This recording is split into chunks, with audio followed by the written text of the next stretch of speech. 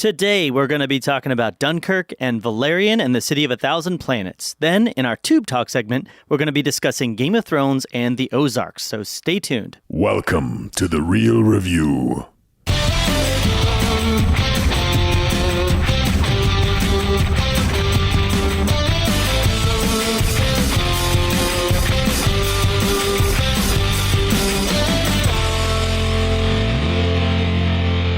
Welcome to The Real Review, sponsored by Parametric and Lazy Ape Studios, where you get some of the latest happenings, real thoughts, and perspectives in the world of film and television.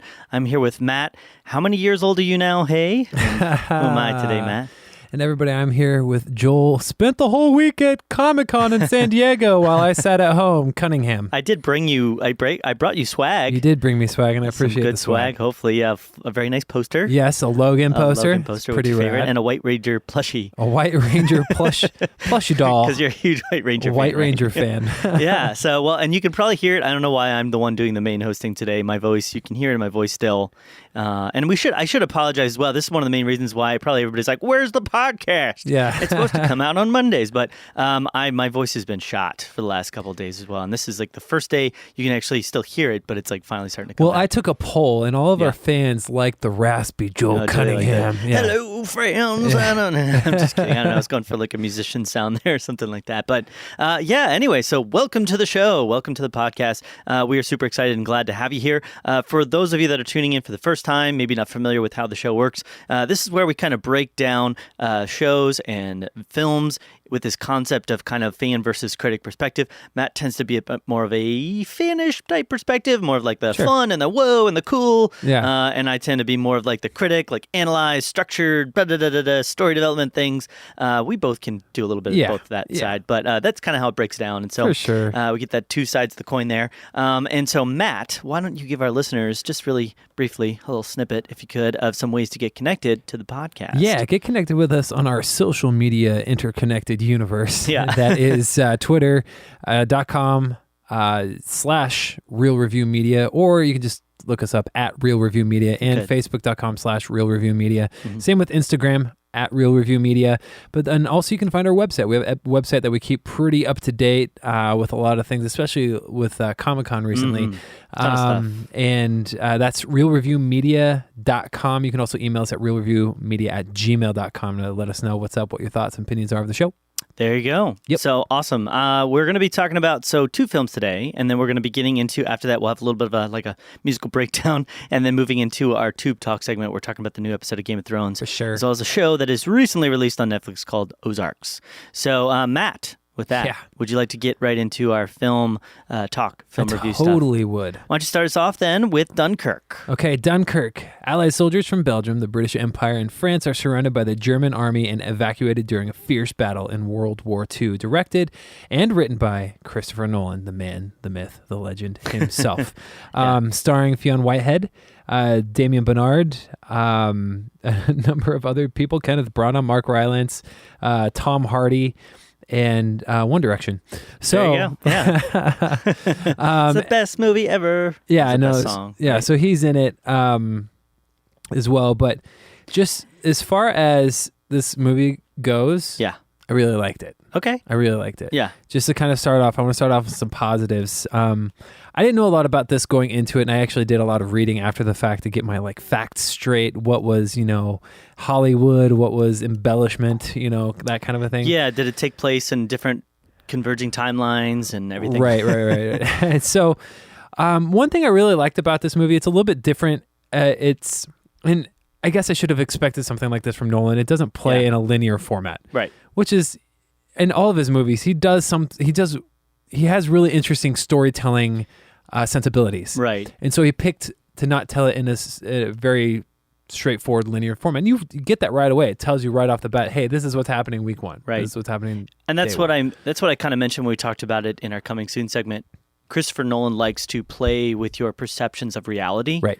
And so I was confused a bit because this is such a, we talked about it in Coming Soon, very simple kind of story. It's not that there wasn't good things and big things that happened, but it's a very straightforward story. So I didn't expect it, but I was very happy to see that he kind of tried something a little bit different with telling, like I said, like those converging stories. Yeah. They're kind of happening at the same time, different times, and then kind of meeting all up together. For sure. So yeah. No, it was good. I really like that aspect about it. I actually thought the acting was better than I anticipated. The thing with this movie is it's not like there's a single protagonist. Right. It's kind of like a group of main characters-ish, I guess, if you will. Yeah. And the acting was good.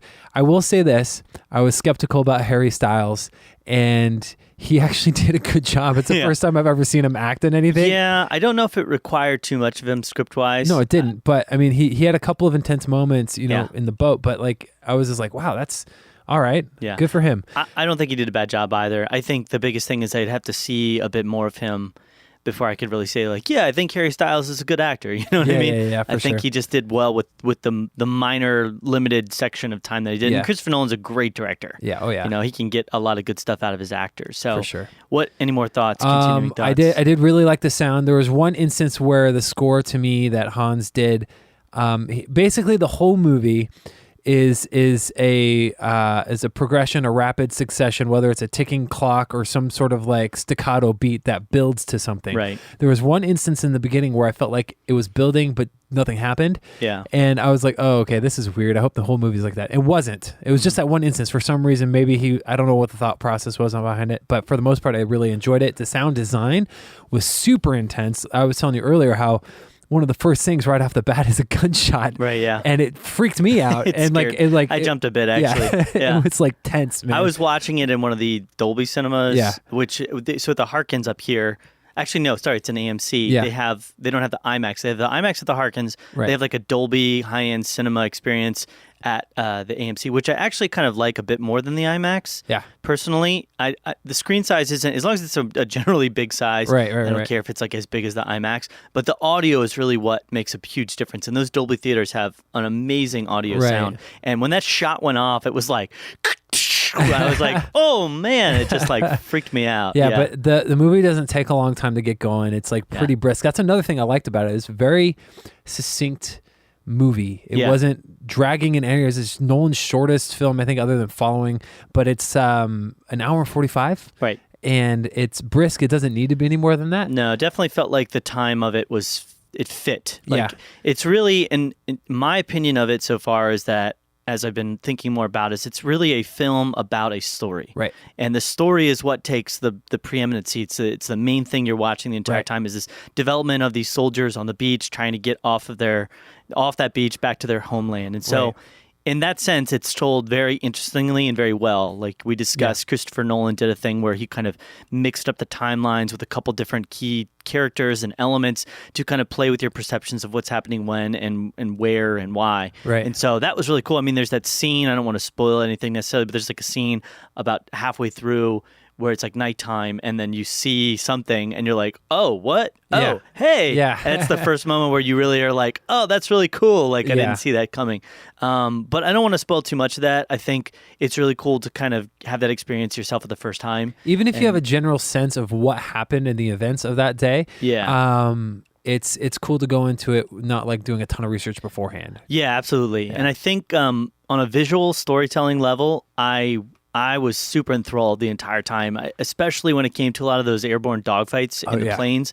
I mean, you really got a sense of like being in the cockpit of like this plane as it's shooting the other one, and the tension is there as you're like, oh my gosh, is it going to hit? Is it going to make it? Is it going to line up correct? I mean, that tension was really there. And a lot of the times where plane would fly by and would like shoot one of them, and you're just like, oh man, and it would just again the noise would just sound be was intense. So I really liked that element of it, and then even just the visual style. The way that the beats to the music cut with the editing pacing to kind of pick up the pacing to add that intensity and add that sense of like, oh my goodness, what's going to happen here? What's that dread? And so that's really good. I think, the Hans Zimmer score was amazing for the film. It really added a lot. That was one thing. So I agree with you on all that, and I don't want to go too into the negatives until you've had a chance to air all of your good stuff. Sure. So do you have any more positives you'd like to talk about? Other than that, I thought this is a great example because most war movies that you get, in some of the classics, I mean, like Saving Private Ryan, you know, they're relatively bloody and gory. Yeah. There's like no gore to this film, and Yeah. it's very intense still. You don't, and this is something that's kind of been talked about a long time, especially with Christopher Nolan and his movies, but I think just having the element of just the intensity of what's happening and the way it's filmed creates those tense moments. You don't have to have a bunch of blood and gore all the time to depict the craziness of war. There's a lot of times I was like, oh my gosh, get out of here, you know? Yeah. And I thought I really enjoyed that aspect of it. Yeah, no, I guess that's it. I mean, I think so. Like, if I was to connotate it, use like a metaphor of sorts, if you were to compare his filmic style to like a music, genre, he's more of like a classical type composer when it comes to his films. I mean, they're very tasteful, but they're very big and they're strong, and they involve a lot of aspects, a lot of moving parts that kind of all build together and come together. And then there's other people. You've got like a Michael Bay. He's more of like a rock kind of, like just cheesy rock. I mean, EDM. yeah. So and then you got other people that are more like a lot of the horror guys that are more like it, like Rob Zombie. He's more of like a hardcore metal type guy. So he's like the classical filmmaker, and I think he fits that brand better than anybody else right now. And everything is like, I don't know what isn't, but almost everything that I could tell and read about was in camera, which absolutely. is awesome. Yeah, and he's a huge proponent of that film aspect of filming things on film. Right. It was really funny because like the Dolby Cinema, what they put up there beforehand, and this is kind of something you come to know as you work in editing and film production. There's a thing called filmic black, and it's when you film something in film, it's black, but it's kind of like a reddish, hueish black. So it's not like pure black. Mm-hmm. And a lot of projectors are incapable of displaying like a pure actual blackness. Mm-hmm. So they have to have black like of a certain hue with a color on top of it in order to fill the picture. Whereas with those projectors in the Dolby Theater, they can literally just do pure blackness and just do the white and kind of project that. Whereas and so it was funny because before the film started, it says, yes, the projector is still on, like playing off that idea that, okay, well, we can show things in pure black, but then it goes straight to the Nolan film black. And I was like, well, it's completely pointless to say that. So I thought that was really funny. That's a minor thing. So there's a lot of little minor things I've been noticing at the theaters because I'm going so much these days. This is completely unrelated, but the Harkins logo, as it comes up, I don't know if you've seen this, but in the actual logo, it's like the saddest thing. They have a couple different like vignettes of like videos in the actual words Harkins. Okay. And one of the shots is, I don't even know why, it's Andrew Garfield dressed as Spider-Man. And it's the only shot of him, it's like the only film that's even in there, and it's just him. And I'm like, that's so sad, because it's like lonely Spider-Man. Random. Just in the Harkins. Completely unrelated. I just had to put that there. So, super random. Yeah, so I'd like to discuss a few things, because I think a few of the more negative aspects of this, I did rate it highly. I did really like it. I'm going to give it a good rating, but I think it's worthwhile to kind of discuss a few of the limitations that I felt like were in the script. I think one of the things that the script didn't do quite well or quite effectively enough was to really branch out of just telling the story and really get me deeper with a deeper connection to the characters. Yeah. Now, I definitely did care. Like, I didn't want to see them die, because I think that was more on the basis, though, of the story, of it being a historical event, of knowing, okay, well, they're fighting against, Hitler and the Nazis, and these are good people fighting on the right side, so I want to see them live. But them individually as people, you don't really ever get a sense of who they are, where they come from, what their world's like, what the worldview is. And so you never really get a deeper connection to too many of the characters. And so it wasn't like if I had seen any of them die, I would have been like, oh, that's so sad. I didn't want to see them go. And so I think that was a minor limitation for me to the script. And the way that he projected the film and putting things together in a very non-linear format, it pushed it towards having less of a deep connection to the characters. So I thought that was kind of a limitation for me. Sure. And I think the other aspect that really, I don't know, I just didn't really get all the way there with, that I've seen in a lot of prior sort of Christopher Nolan films, is there was no one underlining thematic feeling, tone. Well, there's definitely tone, but no underlying thematic element that kind of played throughout the story. There wasn't like leaving the theater, I was like, wow, I watched something that was really intense and it was interesting, very suspenseful, but it didn't like leave me with a sense of like, okay, well, war is bad, or people look at the horrible things that one human can do to another, or what is existence, or what. There wasn't this deeper purpose or meaning that it really drew from the film. Right. Because again, I think it was more about the story and less about the characters and less about the way that everything progressed with the characters. Right. So those are some minor gripes. Yeah. I think that's what kept it from elevating. It'll still be one of my favorites of the year. Yeah. But it kept it from being like in the top 5 or something Sure. like that, because I really need to have a strong sense of I'm pulling something from this. I'm going to remember this film as wow, a really intense ride. Yeah. A really visually interesting and complex kind of narrative. But I'm not going to remember it as wow, I really emotionally took a lot out of that. Sure. And yeah. it didn't progress my thinking. Did you have any thoughts? Yeah, no, I don't have a lot to say on the negative side. I do echo a little bit of the sentiments of the not knowing a lot about the characters, not diving into their characters a little bit, because there's a lot. I did care for probably Tom Hardy's character, Mark Rylance's character, a bit. The main character that we're with, I think his name is Fionn. Yeah, Fionn Whitehead. He's he might even be the main character, but he's just Tommy. one of the guys that you're introduced to him first, essentially. Yeah. So I like that, but I liked that they followed him because he conveyed a sense of desperation. Right. Him and the guy that he was with. Yeah. But sure. the biggest thing for me that I really wish they would have done a little bit more of was convey the scope of outside of what you saw on the beach. I wanted to see more of them surrounded, air quotes surrounded. I wanted to see more on the outside of there's a time where they mentioned, they could be right over those hills over there, I want to see them being totally just surrounded more than just they're out there. Right. And they did a couple of instances, mainly at the beginning. And then with the planes swooping in, but I think I would have liked to see more, and that would have given it a bigger scale of being oh man, this is super dire. I think they did a better job conveying that they were surrounded at sea. Yeah, for sure. Better than they were on land. Yeah, sea with the U-boats and stuff. So, but other than that, that's really it for me. I would agree with that, though. I think that was also.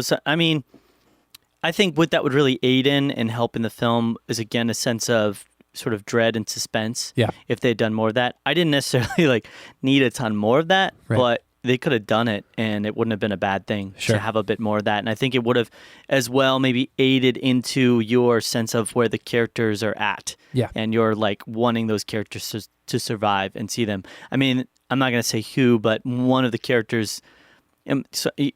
I didn't really even feel like there was necessarily a main character. Right. There's practically no dialogue through the most of this movie. There's a little bit of back and forth and a couple key moments and stuff, but for the most part, it's a very quiet as far as dialogue film, not quiet as far as music and sound effects. But, so there's not a lot said. One of the characters ends up, dying partway through the film. Again, I'm not going to say who. And when they died, I was a little bit just oh, well, that's sad. It's kind of, I feel bad. But then you're I felt like I should have cared a little bit more about the fact that the character died. And he died under pretty weird circumstances. Yeah. But I was I wish I had known him a little better or something, then I would have kind of connected more to it. It almost felt like it just kind of needed to happen because it was part of the script, Right. And that's the kind of stuff that I'm saying, that would have aided and taken it to a deeper level. And I think maybe he did that willingly. Maybe he sacrificed certain elements of developing the characters because he really just wanted to make it more about the story. Yeah, right. More about telling the story of the people that were involved, because I have a feeling that that's what his thinking was going. He's not a that. stupid filmmaker. He wrote it. He directed it. He chose what he wanted to put in there and how he wanted to do it.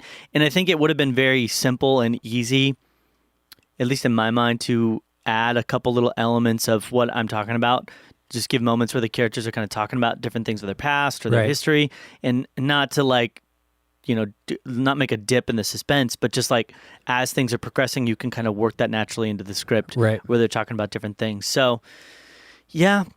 Overall, I was very happy. I was very satisfied. Yeah. Matt, why don't you give your rating for this? Yeah, really like Dunkirk. Impressed again. I loved it. Just kind of overall, I wish it would have given a little bit more scope, maybe a little bit more relatability, or not relatability, but connection with the characters. I'm going to give it a 93. All right, cool. Yeah. I'm going to give it a slightly lower, 91. Cool. But E- there for both of us, which is pretty solid. Yeah, super solid. Yeah. Anything above a 90 is super gold star. Absolutely. And that's kind of, I mean, these films that are coming out right now are some of the last big summer sort of blockbusters. This is one I was actually a little bit skeptical of, as we talked about before. Right. So I'm glad to see that Christopher Nolan has kind of done big things with it and good things with it. It's a very successful film. I'm sure it'll make an awards run at the end of the year. They're already talking about how it's going to get re-released and everything. Probably be nominated, I'm thinking, at least for sound design. Probably, I'm guessing maybe best original. I'd like to see Nolan get a nod. I'd love to see Nolan get a nod. I don't think it's going to be, and maybe this was an awards run for him. Maybe he kind of made this one as a hope to kind of get some awards going, some of the Academy Awards there. I don't think any of the actors really deserve a nomination, not because they did bad, but because it's just not there. There's not enough there. Yeah, exactly. So, cool. All right. Well, with that, then we're going to move on to our second film we're going to be discussing today in our movie review portion, and that is the film Valerian and the City of a Thousand Planets. And this is different from Valerian iron forged steel from Dragon's Fire, right? Yeah. Okay, cool. We can talk about that later if you want. Cool. Yeah. Yeah. So Matt, you didn't have a chance to see this one, correct? So I'm going to be primarily talking about this one. Let me give you a brief rundown of the film. Break it and then down. I'll talk about how I'm going to give you a breakdown of the film. So, a dark force threatens Alpha, a vast metropolis and home to species from 1,000 planets. Special operatives Valerian and Laureline must race to identify the marauding menace and safeguard not just Alpha, but the future of the universe. It's directed by Luc Besson. Luc Besson. It stars a fairly large cast, but it's got Dane. I'm going to guess Dane DeHaan. You know me. Cara Delevingne, Clive Owen, Rihanna, Ethan Hawke, and Herbie Hancock is probably like the biggest names. There was a bunch of CG characters as well, voices that I don't know who they were exactly at this point, but I'll probably look them up at some point. So the screenplay was also written by Luc Besson, and I didn't have... So here's how I'm going to approach kind of breaking this down. Okay. I can't really talk about this film and give a fair enough breakdown without spoiling some aspects. So if you're somebody that's out there that doesn't want any aspects of this film spoiled, which I think you unfortunately might be in the minority because it's not doing too well right now, definitely jump ahead. But I'm not going to talk about too much. I don't want to spoil any like the major things, but the film itself, you kind of have to break it down on a story level a little bit to kind of get into why I really didn't like the film or enjoy it for the most part. So break it down. Yeah. So the film itself was based upon a French comic book series of sorts, a French graphic novel that I guess Luc Besson has been a huge fan of for a very long time, kind of always wanted to make this. So in a way, it's kind of like his dream. It's his passion project to sort of make this project. And I've had a very mixed, I guess you could say, mixed feelings in regards to some of Luc Besson's prior projects. I was a huge fan of The Professional. I really like The Fifth Element, but there's been other things that he's done. Lucy, I didn't really like. He made a bunch of the Taken sequels and stuff. He made the first Taken, but then he made a bunch of the sequels, which weren't as good. And so he's done some good things, and he's done some not so good things. This film, I wasn't expecting a ton from. I was kind of expecting a similar feel of Fifth Element, which if you're a big fan of Fifth Element or you know Fifth Element, it's one of those films where it's kind of a cult classic, but it's got some good elements there. It's got decent acting. It's got really inventive, cool, and you could say, oh, it's based on Blade Runner, stuff like that, but it's got some pretty cool kind of different inventive type visual style and feel. He definitely creates kind of its own world, and it's got the sense of being in its own world, this futuristic world. And it was interesting. And it was the one thing I didn't like is that at times it would kind of push itself more towards the cheesy and the silly in the script with different elements, but it always came back to a more grounded state of being just kind of a fun action type film with a bit of a deeper thematic element. So with Fifth Element? Yeah, exactly. Well, if you know the film, you know what the Fifth Element is. And so with this film, I wasn't expecting this big, grandiose type action romp. I was more expecting kind of this fun, a little bit silly at times type action, sci-fi hybrid. Yeah. And one of the things that he did really well with the film is he definitely did great with the visual style. It looks visually stunning. Yeah, I mean, very much so. Everything that he put together feels different. It feels inventive. I wouldn't say that he's necessarily like adding to or like playing off of stuff from the Fifth Element. It really felt like he kind of is creating things. And I know that I haven't read the comic book series, so I'm not sure how much he's drawing from that and how much he's kind of creating things in and of itself, you know. And it's set up to be a somewhat interesting story because you kind of have these two main characters. You have Major Valerian and Sergeant Laureline, and they're kind of this, I guess they have this tension where they kind of like each other, but they both, well, more so she doesn't trust him because he's supposed to be this kind of like player guy. And he's got a bad history and everything. But when you get, and that could be a really fun thing that could be really like played off of each other kind of throughout the course of it, that like they're bouncing back and forth during fights and, you know, not trusting each other, and he's trying to convince her to trust him and stuff like that. That ended up being a huge weakness of the script for me, was the relationship dynamics between the two main characters. I never got a real sense and a real feel for why these characters would be attracted to each other or be interested in each other, other than the fact that, like, at the very beginning, that he's like trying to convince her to like date him, I guess, and be with him, and he's like, well, I'm here and I'm available and I'm smart and I'm attractive and da da da da, and she's like, so what? I don't care. What, you know? So you never really get a sense of like why they really like each other, other than they have skills, you know, like they're skilled as these agent people, and they're just kind of around each other and they're probably attracted to each other. And that was a real weakness to the script. I think one of the things that I loved so much about The Fifth Element is that you recognize that there was a weakness in both of the characters in Fifth Element, the main driving characters, and they both fixed that for each other. So they kind of work together like a puzzle piece. They kind of fit together, even all the way up to the very end, where they kind of had to be together to save everything and to fix everything. Spoilers, you know? No, whereas this film, it really didn't make any sense why they were wanting to be with each other, relying on each other, other than just like, well, we're around each other, we're attractive, so we should kind of be together. So that relationship dynamic wasn't very strong. Okay. And then to break down into the actual story, and this is kind of getting to like this Negatives. More spoily negative territory. Okay. Yeah. One of the main problems that I kind of had with the story is you really don't get the main. So there's at the very beginning of the film, there's a class of aliens that are sort of presented to you that live on this planet, and they live this lifestyle where it's very simple, but they kind of have this like almost quasi-religious type spiritual bringing with these like creatures, and they use these creatures to create these orbs, and then I guess they don't really talk about food or anything like that, but I guess the orbs provide them the sustenance that they need in order to like sustain themselves. They live on this beach. It's a really pretty, beautiful beach, and then like immediately, and you can see this coming like a mile away. It's like, oh, well, this is too good to be true. And they spend a lot of time kind of building these aliens out. This giant, like, all these ships start sort of crashing, and you saw that in the previews. You know, all these ships start crashing, and this one ship in particular crashes and just like destroys their entire planet and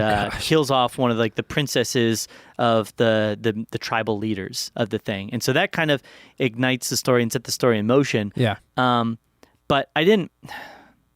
So I don't know who these aliens are. I didn't know anything about them. I didn't really care about them, and I didn't really feel like I needed to relate to them. It really felt like this other quasi-weird, different race and culture of people that I don't know anything about. Right. And prior to that, they show you the building of the Alpha and the creation of Alpha, and that was actually a really cool montage where it's like showing how it's growing bigger over the years and how it got started, and it's kind of this hybrid of people just kind of wanting this bastion, this place that they can go to that is like a peaceful environment where everybody can coexist with each other. And I thought that was cool, the way that they did it with the music and the style. That's cool. I thought that was fun. But then the alien thing, and I felt like the alien thing went on for too long. I didn't get enough context for it or enough of a sense of like why that mattered to me. So it just felt like this kind of like side story that I knew would eventually come into the story, but it wasn't all that important. So then I guess the princess girl, when she dies or when these creatures die, they kind of like release this like energy that can be like absorbed by other people and kind of stick with them, and they get this like understanding and relatability to that person that kind of died. So they learn more if they capture the energy? Yeah, exactly. So they capture the energy of that individual, and so that ends up playing out over the course of it. It affects Major. This is stuff that's presented at the very beginning and kind of why it goes away, but it never really plays out in a way that is significant to the story. It kind of just happens, and it's kind of just there as a means to an end. It's more like a catalyst, but you never really, like, I wanted to see that playing out in his like personality and that playing out in the decisions that he made and the direction and the choices that he made. It's almost just like, well, I need to have like my little guide that takes me in the right direction. And that was like the only reason that was there, was to like direct him into the right direction was the only thing. And they never showed how that played out with him or made any sense of that. So that's one big thing. Moving into it, though, they build up this whole case of, so they do this kind of, it was somewhat fun, a story where the two main characters, the Laureline and Valerian, are going to the city that kind of exists on this other planet that you have to use like these goggles to see, and you can interact with through like multi-dimensional transports, and parts of your body can be in that multi-dimensional transport or like in that other dimension. Like my hand? Yeah, like so you have a box and you can like slide it through and go into that other dimension, but the rest of your body remains in it. And it kind of made sense and it was kind of fun. It was inventive. It was at least creative idea because he like gets his arm stuck in there. And so it's kind of like he's unable to get out. And so his arm's there, but it never really like connected in a way that like if it necessary, I didn't have enough time to like really figure out if that made sense or not. It seemed like there was a couple moments where it didn't really quite fit and make sense, like they were kind of playing that up a little bit because you could see your like astral projection in the other environment, but it couldn't be impacted. But then other moments it kind of did get impacted by the things that were in, so it didn't necessarily always make sense. Gotcha.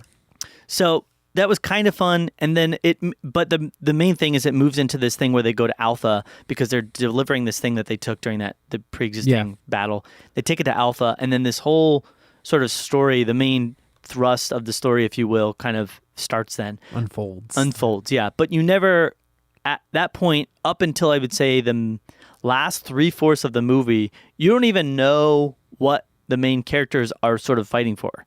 Beyond just him and her talking about their relationship, like whether they're going to be in a relationship, there's really no thing that they're driving towards. There's no story that they're moving towards. They're just existing. Right, because it ends up that their story and the story of the stealing the thing, this little creature that was one of the things from the aliens that creates the orbs, that ends up relating into their story and trying to help these creatures in a way rebuild their home planet.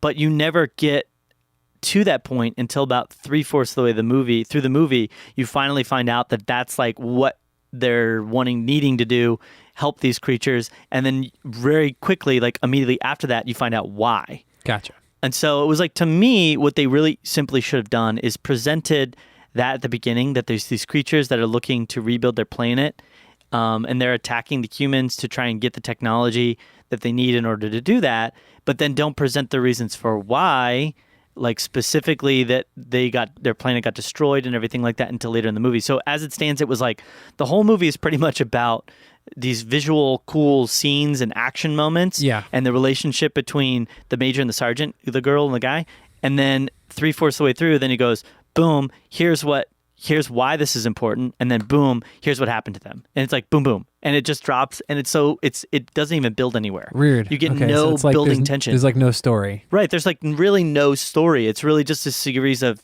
look at all this stuff, building and trying to make do with what they can do to survive and to not be killed. So it's just kind of like, hey, look at all this pretty thing. Yeah, and you never get a sense of even why the main, like you get a slight, just at the very briefest moment beginning of why Kara's character, why she is the way that she is, because she went to all these schools and learned all these things, and she got burnt out on like these certain types of activities and mindsets, but you never get a sense for why Valerian is the way that he is, and maybe they were trying to say that for a future movie. I don't know. But they didn't get that, very well. Let me just say, $205 million production budget. You know what it made opening weekend? Yeah. $17 million. $17 million. Yeah. Just very frustrating.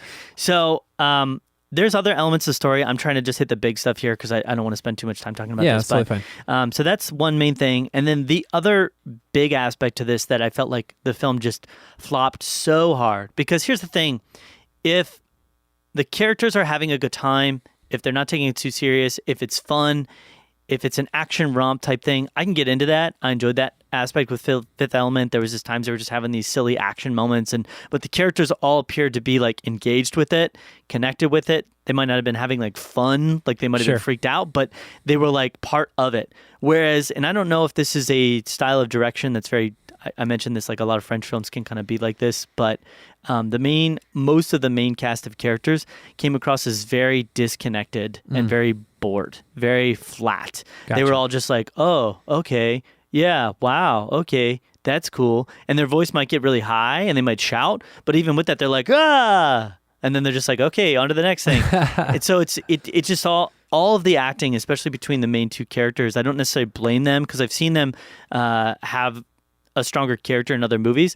It just ended up feeling very, very flat and very disconnected. It didn't feel like they wanted to be a part of the film. Gotcha. It felt like they were more just kind of there to get a paycheck and to do what they needed to do to kind of move on to the next film project. And so that's sad to me. That is sad. Because I think both of the main characters, I think Dane DeHaan and Cara Delevingne, can be good actors. I don't think that there's anything wrong with their acting style. I feel like they just keep getting cast in these films where it's like not making good use of their acting talents. Right. I think this might be really tough for them as well because this might have a big impact on kind of where they go next. Especially with the box office results. Yeah, and I know Dane, he's pretty big in the indie realm, but he has yet to move out of that. I mean, this might push him kind of back towards that. And Cara, she's coming up on 2 really major flops now. I mean, with well, Suicide Squad was more of a commercial flop. Yeah, critical flop. Commercially, it was very successful. Right. So, but she's not getting a lot of kudos from the critics right now. There's not a lot of people saying really a lot of positive things about her. Right. So we'll see. Maybe she can kind of move into some bigger stuff. I haven't checked her IMDb to see what she signed up for. I'm sure they both have other projects that they're signed up for right now. But what would you rate this thing? So I thought about this a lot. It's a tough one to review and rate because I feel like it failed on a lot of story elements, a lot of acting elements. Okay. I think I'm going to give this one, it a 60. Okay. So it's like solid D minus. D minus. Yeah. Sorry, that's what I meant. D minus. Gotcha. Yeah. It's tough to say. I gotcha. I mean, there was people, it was a pretty empty theater. There was like 5 people, I think, other than me. Yeah. There was a group of like 3 young boys kind of up far left of me, and about a quarter of the way in, they just started laughing at things. And then they just couldn't stop laughing after that. And that's kind of how I felt. There was no really good humor. There's nothing else really to say about it. So, all right, Matt. So, any other film talk? Anything else? No, that's it. I was kind of curious how's that was. That's about what I expected it to be. Yeah. So. Yeah, I'd say, wait for it to come out on, I'm sure it'll be all over like, Netflix, Amazon. 8-track, yeah. I'm sure it'll be all over those kind of places. They're going to be doing everything they can to get this movie, every place that they can to make as much money because they've just not done very well with that. Foreign markets, we still have yet to see how the return's going to be because I don't think it's open in all the foreign markets yet. Yeah. But yeah. So crazy. All right. So with that, then we're going to move into our Tube Talk segment. We're going to be talking about our 2 shows, Game of Thrones, as well as the Ozark. So stay tuned.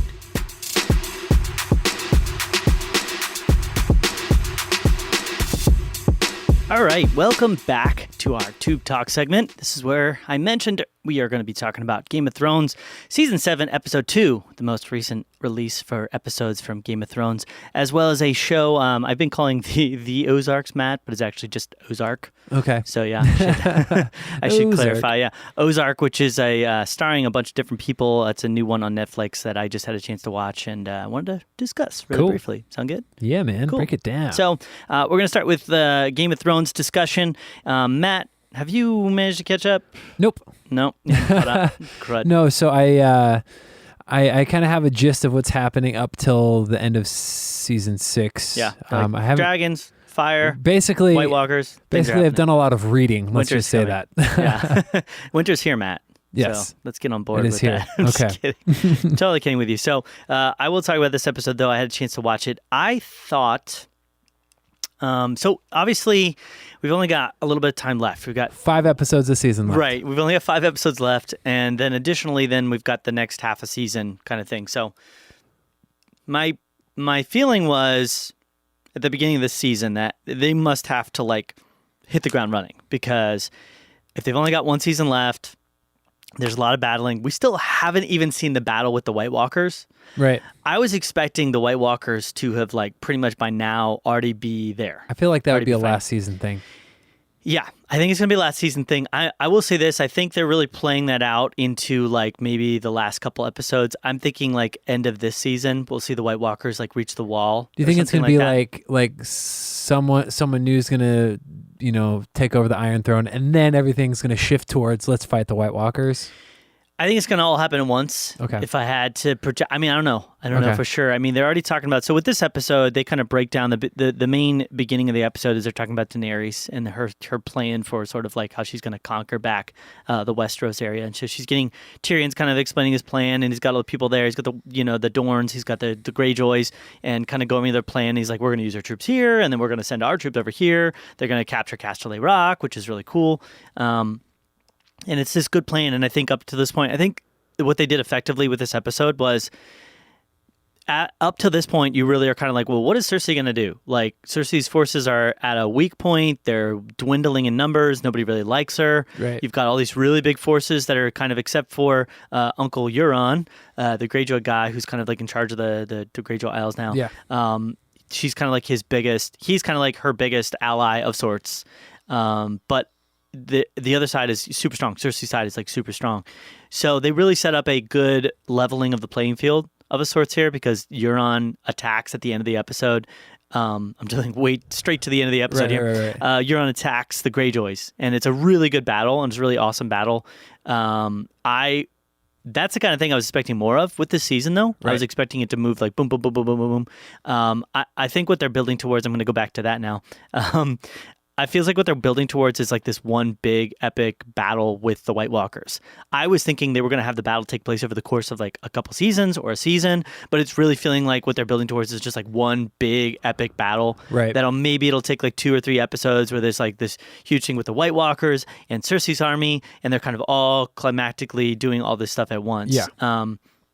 I don't know for sure, but Okay. it kind of feels that way. I was hoping that it would be like a World War type epic scale thing, Right, you know what I right, mean? Where right, you right. have like these forces up here doing this epic battle, and those forces there doing that, and it was taking place over the course of a really long time, and Yeah. you had like lulls in it, but it's really not feeling that way. And I think that's a budgetary thing as well, maybe. Probably. Where they're trying to kind of scale it back a bit to what they can do with television, which is a little frustrating to me, you know, because it's felt like, I think the reason I'm presenting this is because it felt like these 2 episodes are going a little slower Okay. than I would have projected. I gotcha. I was thinking that they would have made more progress with certain areas. I thought White Walkers were pretty much already going to be there. I mean, winter's here. They've said Right, it. right. I thought the White Walkers were pretty much going to be there by now. I thought the battle between Cersei and the other forces would have pretty much already gotten there or like been there. I didn't think they would just be starting to draw their battle lines and everything like that. So I'm not saying it's bad in a sense, but it does feel a little slow Yeah. to me. There was some cool things about this most recent episode. I think, like I mentioned, that the sea battle was really cool. It was pretty unexpected Okay. in a way, because I mentioned this in, I think, our prior review of the episode, where I thought that Euron was going to go and attack the Dorne as a means to kind of show Cersei that, like, hey, you know, they killed your daughter. You know, I'm doing this because he said he's going to make this gesture for her to prove his Right. allegiance and everything, and that's what I thought. And so it kind of did. It kind of ended up going that way. He ended up capturing, I forget her name, but the main lady from Dorne, the main lady that's in charge, Margaret's mom. I can't think of Marguerite. I can't think of her name right now. So It's okay. But he captures her. He kills a bunch of the girls that are down there, which I didn't mind actually. I was actually really annoyed by them for the most part. Sure. Because they all just act completely cocky, and I don't like any character. So for that matter, I don't like any of the character that's like, I'm the best because I'm the best. Right. And so it was good in a way to like see a few of them get their sort of comeuppance in a way. Some people are out there probably right now really pissed off at me for saying that. Like, Hey, why it's would you okay. say that? Da, da, da. It's okay. There was a completely unnecessary scene between Grey Worm and Missandei, like a sex scene, which is one thing that's been a little bit lack. I was like, oh, nice. They're kind of like toning down on like the whole like unnecessary, like over the top, like nudity. And it was just weird because it was like, you know, he's a eunuch, you know, and she's like not. And so it's like, well, this is only going to go really one way, you know what I mean? And that's the way that it went. But it's just kind of a weird scene. And it was nice to see them.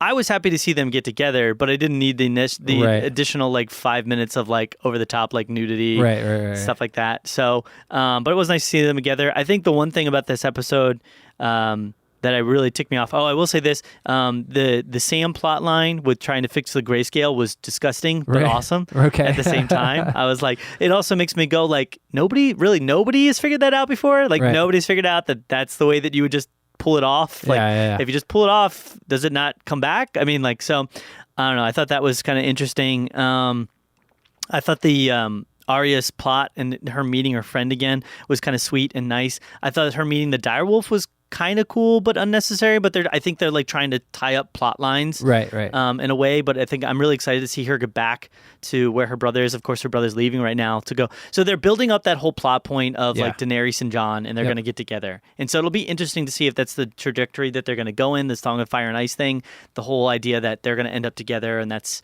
the way that it's going to move forward. Sure. I could definitely see it going that way. I think one of the things that ticked me off with this episode that I was going to say is Daenerys' attitude has gotten very prideful and like egotistical. Gotcha. She's kind of gotten a way too big a head. Yeah. At this point, she has yet to really win and take the throne, but she's already acting like, well, I'm in charge, and you need to, if you ever do this to me again, then I'm going to burn you alive, and da-da-da-da. And it's like, all these people have really helped her. Yeah. And you could say Varys, definitely worked kind of the both sides, but he also really Varys supported her and helped her out. So I don't know, she kind of annoyed me a little bit, but we'll see what that partnership, because Jon ends up going, and then Sansa as well. She's like, he made a smart choice. He kind of left her in charge up at the north. Okay. And I think that's good because she's been wanting to kind of have sort of more authority that's put on her, and I think it'll be a good test for her. That's like her home too. I mean, it makes sense. Yeah, so I'm wondering if like what's going to happen is Jon's going to go hang out with Daenerys, and then there's going to be an attack of the White Walkers or something like that, and she'll have to like show her like leadership, like get that done, So the one thing that's kind of disappeared though is her brother.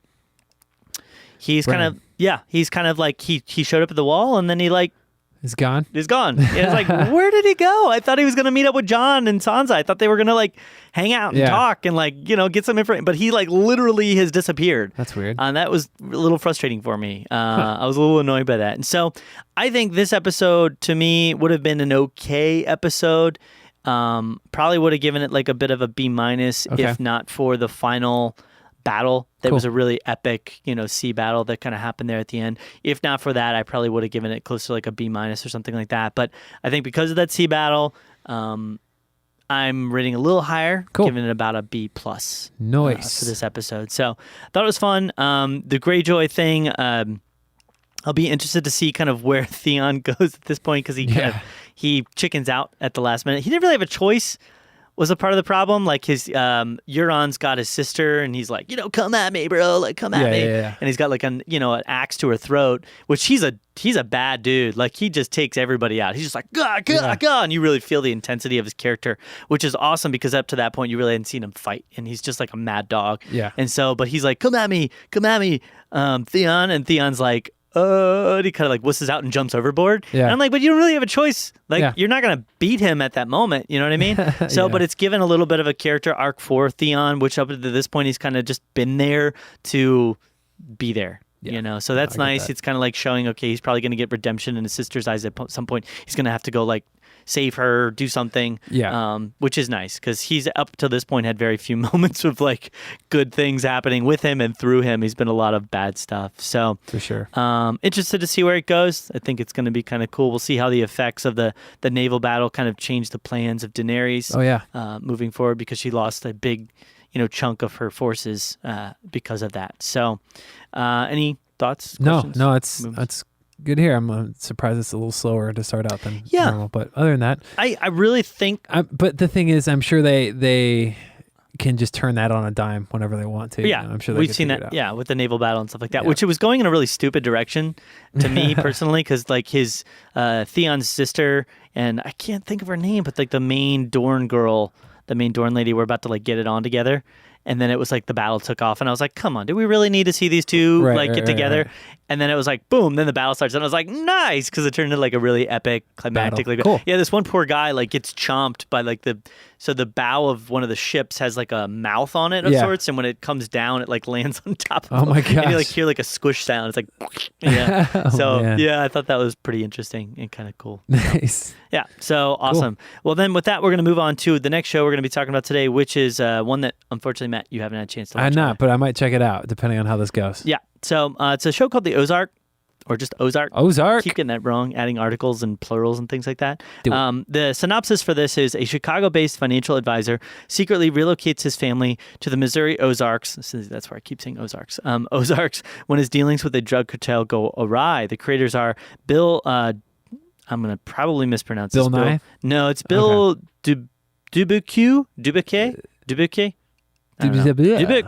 Québécois. Mark Williams. It's got a few people in it. I think the big names that I've recognized so far are Jason Bateman and Laura Linney. Okay. Kind of the two big names that you've got in there.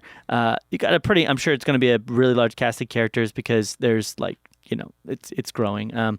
You've also got a pretty awesome, nasty drug cartel kind of guy played by Isai Morales. So this show kind of caught me a little off guard at first. It looked like it was going down the route. I didn't read anything on it. I didn't see anything. I just saw Jason Bateman, and I'm a pretty big fan of his in some things. Yeah. And so I just kind of started it, and I was interested to see kind of where it goes by, where it was going, and it was going down this route of being kind of a straightforward drama of sorts, like maybe a suspenseful drama of like this guy kind of trying to become rich and powerful, and it opens with this guy getting a lot of money, and he's kind of hiding the money, Jason Bateman, and you're like, okay, well, where did he get that? How did he get that? And I was thinking, okay, well, obviously he's involved in something a little underhanded, and I felt like that was going to be the slow burn. It was going to kind of like Breaking Bad, and the show actually has a bit of a Breaking Bad kind of feel to it because he's kind of like an everyday guy that's pushed into like crazier and crazier stuff. And he's kind of like struggling to survive, and the tension that's building there is similar in a way to Breaking Bad. It's also got the Mexican drug cartel, which is part of Breaking Bad. Basically, as well. But it's definitely got a different tone. It's definitely more of a somber, kind of darkened, even with the color palette that they're choosing for the colorization. Everything looks like it's like dusk almost. It's grays got this and really blues. grays and blues and blacks, and really kind of like blah, kind of feel to it. And so it was going down that path of this kind of like family drama with some like building tension and him trying to like build himself up to become something better and respected. And then it goes in a completely different direction about halfway through the episode, and it really takes a really dark turn. Yikes. Yeah, in a very unexpected way, in a very, what I felt like was a pretty interesting and kind of awesome way at the same time. It's got this mixture of the first, and I've only seen the first episode of this, but it's got this weird mixture of like terror and a sense of like dread and guilt that the main characters have, with intelligence as well, because the people that are operating in this environment and in this world feel very grounded.